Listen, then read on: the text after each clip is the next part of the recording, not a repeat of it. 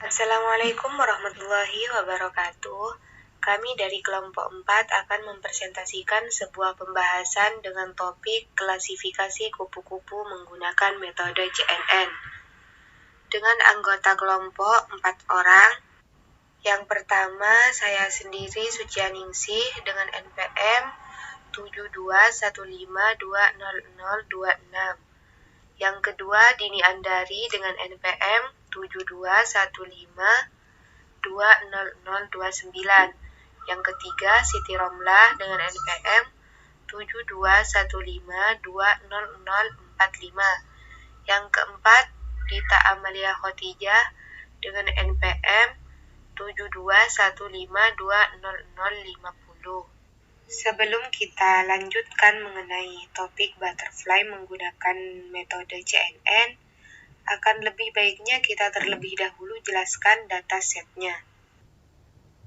Sedangkan datasetnya terdiri dari 50 kelas atau label kupu-kupu, di mana data train terdiri dari 4.955 citra, 250 data validation, dan 250 data test.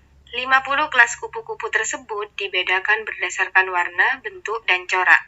Data train akan digunakan selama proses training, sedangkan data validation digunakan untuk mengetahui perkembangan akurasi dan loss selama proses training.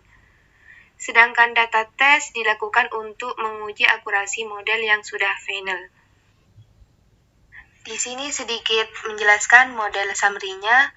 Model yang dikembangkan bertujuan untuk melakukan klasifikasi pada citra kupu-kupu, di mana seperti yang sudah dijelaskan sebelumnya terdapat total 50 kelas kupu-kupu yang harus diklasifikasikan. Model CNN dipilih karena mampu menyelesaikan permasalahan data non-linear, mampu melakukan ekstraksi secara mendalam, serta akurasi model yang jauh lebih tinggi dibandingkan dengan model machine learning konvensional. Model CNN yang digunakan dan dibandingkan pada proyek ini adalah model sequential dan model Inception Neural Network V2. Pada proses training dan testing, kedua model ini akan dianalisa berdasarkan performa dan akurasi model. Selanjutnya dilanjutkan oleh saudari Dini Andari.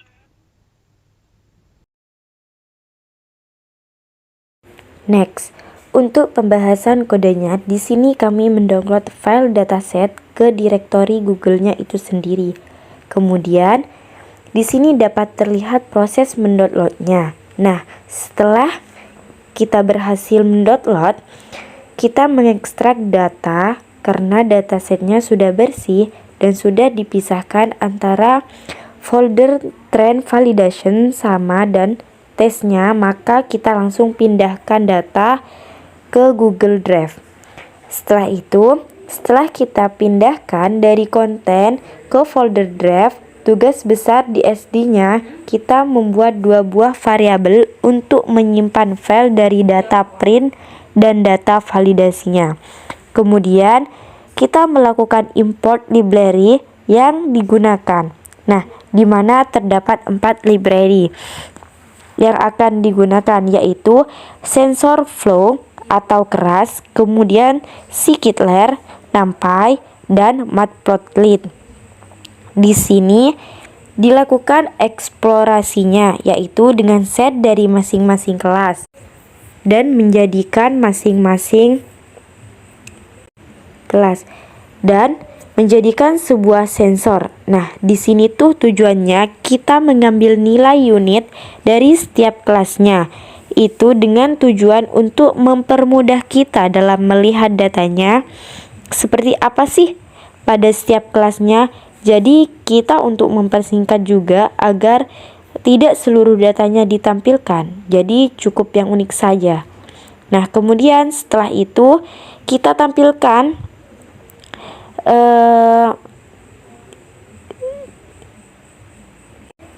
tampilan dapat dilihat dari kelas. Misal untuk kelas Adonis itu ciri-cirinya berwarna biru, kemudian Baker White. Untuk kelas itu ada warna putih tapi ada sedikit corak hitam. Terus ada kelas dunianya itu terlihat warna oranye. Nah, dari situ kita mengetahui bahwa pada masing-masing kelas ini terdapat perbedaan khusus di mana jadi dataset ini dapat dibedakan menjadi 3 fitur. Yang pertama fitur warna, corak, dan bentuk. Nah, setelah ini kita dapat melakukan augmentasi. Nah, di sini dilakukan augmentasi citra pada dataset di mana citra itu akan dinormalisasikan ke datar tipe dengan nilai 0 sampai 1. Kemudian melakukan random rotasi dengan maksimal sudut 20 derajat dan melakukan zoom range 20% dari ukuran citra aslinya. Baik, selanjutnya akan dilanjutkan oleh Siti Romlah.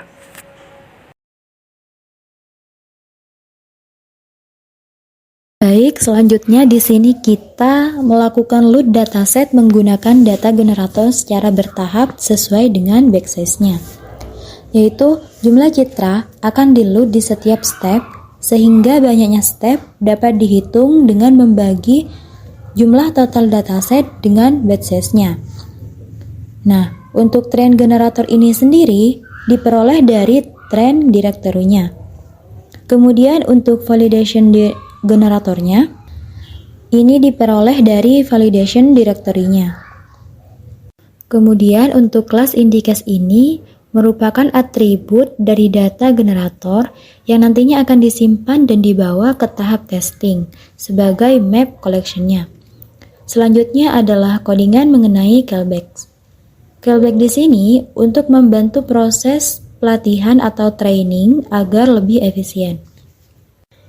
Yang mana callback di sini terdapat 3 jenis callback, yaitu callback melalui checkpoint, early stop, dan custom callback.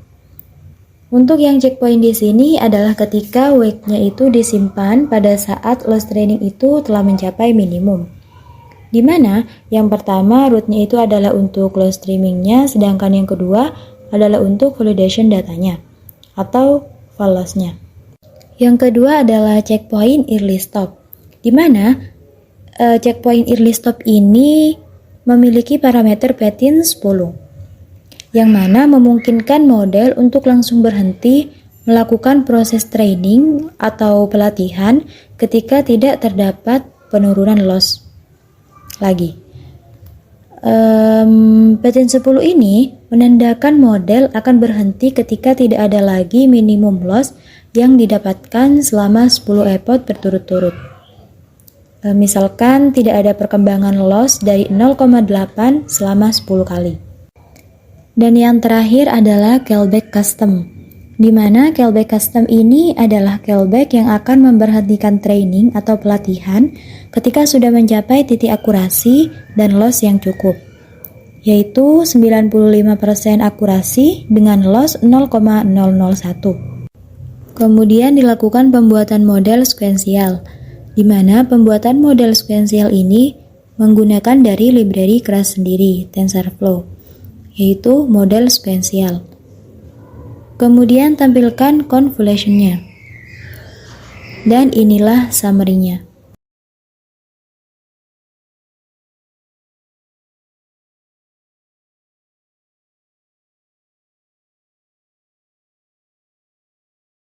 Kemudian lakukan compile memberikan loss function dan optimizer yang sesuai dengan kebutuhan data. Karena di sini bertipe kategorikal, maka digunakan loss function yaitu categorical cross entropy dan optimizer-nya adalah rmscrop. Kemudian melakukan training atau pelatihan data dengan model yang tadi dibuat yaitu model sekuensial. Kemudian pembahasan selanjutnya akan disampaikan oleh teman saya Dita Amalia Khotijah. Kepadanya dipersilahkan. Pelatihan data dengan model sekuensial dengan maksimal epoch 60 dengan callbacks 3, custom callbacks dengan early stop. Epoch berhenti di epoch 21 karena tidak ada perkembangan loss selama 10 kali. Maka dilakukan callback early stop karena tidak ada perkembangan loss dari 0,78532. Kemudian, menyimpan hasil latihan ke dalam data KSP dan disimpan ke folder modelnya dengan nama history.js.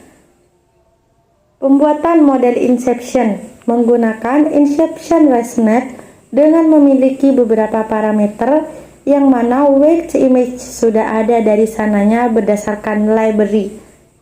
Kemudian, fitur activation-nya menggunakan softmax sebagai activation signoid. Berikutnya, melakukan pembuatan inception model, yaitu menampilkan hasilnya dengan kriteria submax-nya dengan total parameter 54.413.586. Kemudian menggunakan parameter sekuensial, yaitu loss-nya, kategori cross entropy, dan optimizer-nya menggunakan rimsprop. Kemudian melakukan pelatihan dengan model inception dengan callback-callback yang telah dibuat, yaitu callback custom, early stop, dan stop. Untuk menyimpan model hasil terakhir epoch, terhenti di epoch 18 karena tidak ada perkembangan loss dari 0,18737. Maka epoch terbaik ada pada epoch 8 karena selama 10 kali tidak ada perkembangan untuk loss-nya. Kemudian menyimpan pelatihan ke dalam folder KSP dan di dalam folder model.